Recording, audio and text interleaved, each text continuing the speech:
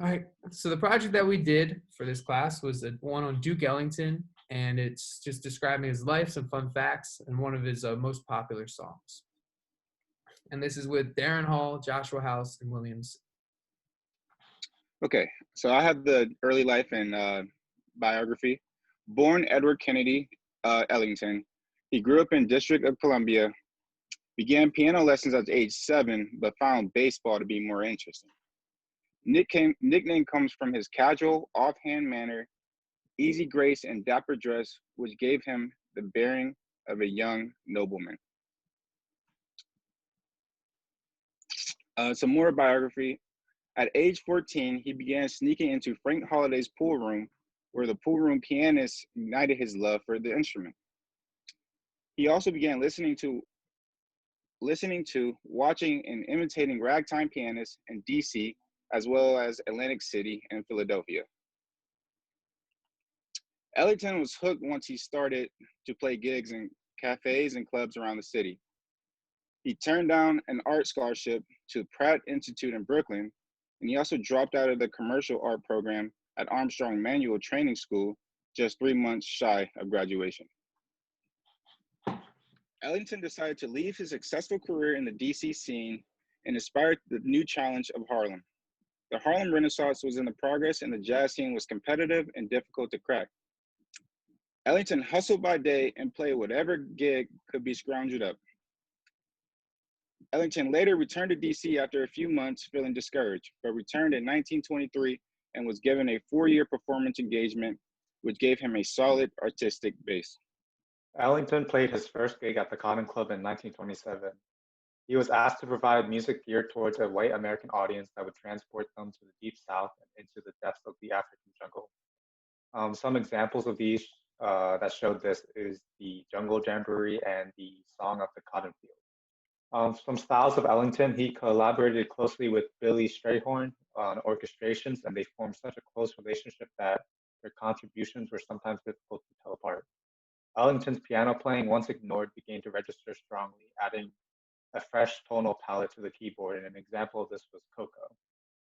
He conducted the orchestra from the keyboard using piano cues and visual gestures, and certain sounds never really left his palette, even when instrumentalists moved on. These included violently abrasive solos and embellishments on tunes that would send tears down the faces of audience members.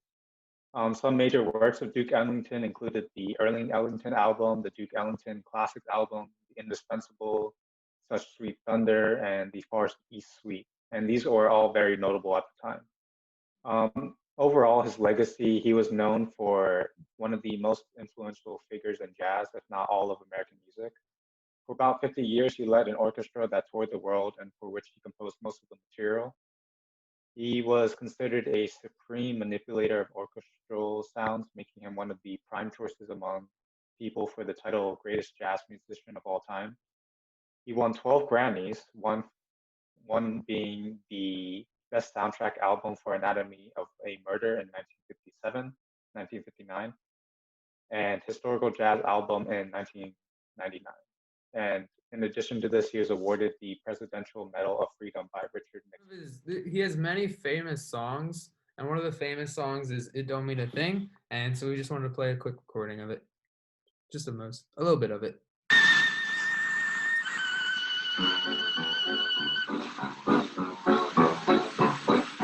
Don't mean a thing if you ain't got that swing.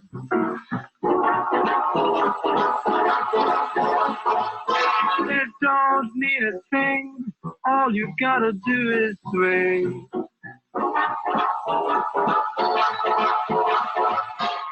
Makes no difference if it's sweet or hot. Just give that rhythm every little thing you've got. It don't mean a thing if you ain't got that swing.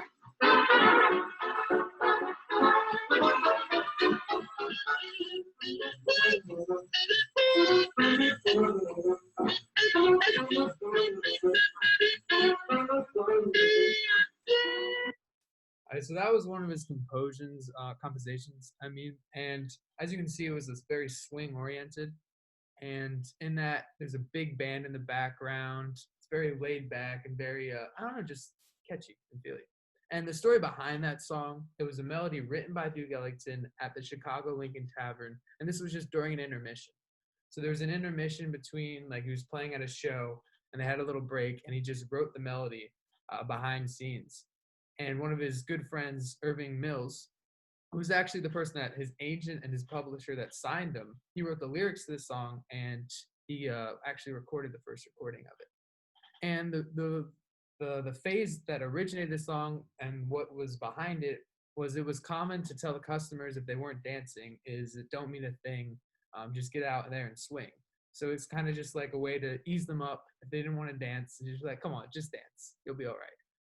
And this song was added to the Grammy Hall of Fame in 2008, and yeah, a lot of good awards. And some final fun facts of Duke Ellington was that he wrote jazz and plays jazz for over 50 years of his life, and it totaled over 1,000 songs. So many, like a lot of creations, and the skill behind that was he was able to stay fresh and relevant from the 1920s to the 1970s. This involved just like changing his style. He started with like a rag style, and then went more into a swing style. And then when World War II came around, there was higher taxes on musicians, so he made smaller bands.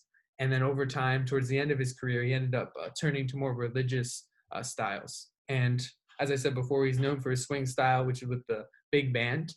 Another fact is he also has another nickname called Dumpy by his closer friends. And this was because he was known as like a dump truck eater, where he would just eat everything in sight, no matter what. He's also one of the first artists known for the promotion of Black pride. He never shied away of using the word black in his song titles, and he made sure to emphasize it in a lot of his works. Also, another fun fact was his first song he ever wrote was Soda Fountain Rag.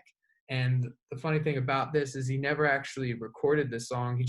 He wrote it and he would play it at many of shows, but he never actually, an official recording of the song. Another thing he's known for is it took several 78s to hear his recordings. Because back then there's 78s or certain records that would spin 78 times per minute. It would only last about 3 minutes for each side of the record. And he was known for creating records that would span across 3 or 4 discs. So you'd have to buy 3 or 4 in order to hear the whole 20-minute piece. Final fun fact behind him is he had a disease called synesthesia or something like that. And it's common in many people. And the weird thing for the most common people is they associate numbers and letters with colors. But in his case, he associated colors and shape with music style. And this allowed him to have this crazy style in which he was able to just play the piano like it was no one's business. Yeah. That's our sources. That's the end.